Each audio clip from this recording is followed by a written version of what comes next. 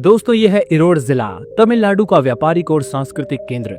तमिलनाडु के पश्चिमी भाग में मौजूद इरोड जिला अपनी समृद्ध संस्कृति, कपड़ों के उद्योग, कृषि उत्पादों और ऐतिहासिक धरोहरों के लिए जाना जाता है। इस जिले का नाम सुनते ही आंखों के सामने सूती और टेरिकॉट कपड़ों की चमक, हल्दी की महक और कावेरी नदी के किनारे बसे मंदिरों की भव्यता उभरने लगती है। इरोड को तमिलनाडु की टेक्सटाइल सिटी और हल्दी नगरी भी कहा जाता है। तो चलिए आज हम आपको इस खास जिले की अर्थव्यवस्था, जनसंख्या, ऐतिहासिक स्थलों और कई अनसुनी चीजों के बारे में बताएंगे। इरोड जिला तमिलनाडु के सबसे विकसित और औद्योगिक जिलों में से एक है। ये राज्य के पश्चिमी भाग में मौजूद है और इसकी सीमाएं कर्नाटक और केरल से लगती हैं। इरोड को कोयम्बटूर, सलेम और तिरुपुर जैसे बड़े व्यापारिक केंद्रों के बीच में होने का फायदा मिलता है। ऐसा कहा जाता है कि प्राचीन काल में ये इलाका एक किले यानी इरुओडई, दो नहरों से घिरा किला के लिए प्रसिद्ध था, जिससे इसका नाम इरोड पड़ा। ये जिला प्राचीन चोल, पांड्य और कंगुनाडु साम्राज्य का हिस्सा था, जिसकी वजह से यहाँ कई ऐतिहासिक मंदिर और विरासत की जगहें देखी जा सकती हैं। साल 2011 की जनगणना के अनुसार इरोड जिले की कुल जनसंख्या लगभग 22 लाख थी, जो लगातार बढ़ रही है।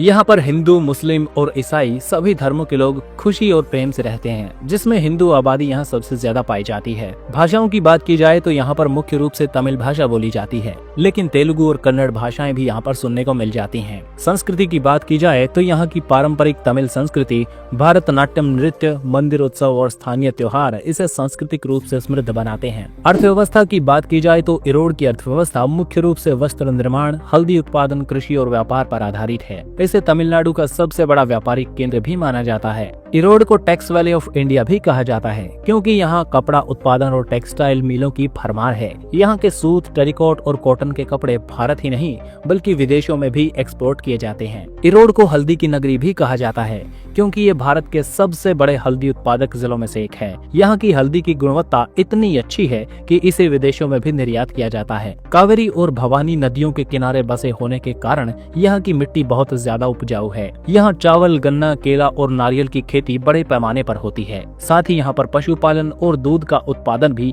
काफी ज्यादा किया जाता है। इरोड चमड़े के उद्योग में भी काफी आगे माना जाता है। यहाँ के चमड़े से बने जूते और बैग देश भर में सप्लाई किए जाते हैं। अगर आप इरोड घूमने का प्लान बना रहे हैं तो इन जगहों पर घूमना बिल्कुल भी मत भूलिएगा।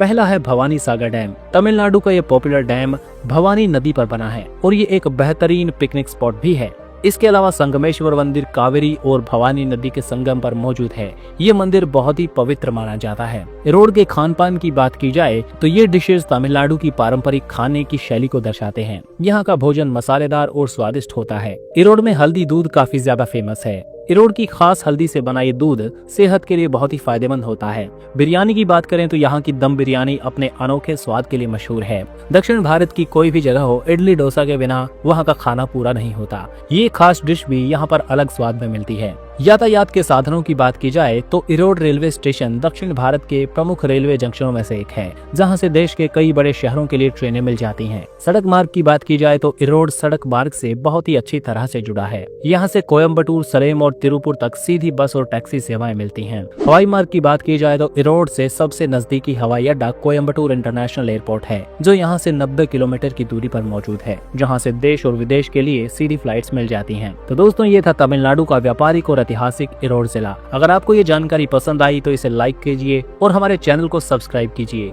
Thanks for watching. जुड़े रहिए एक्सप्लोर वाईआरएस के साथ।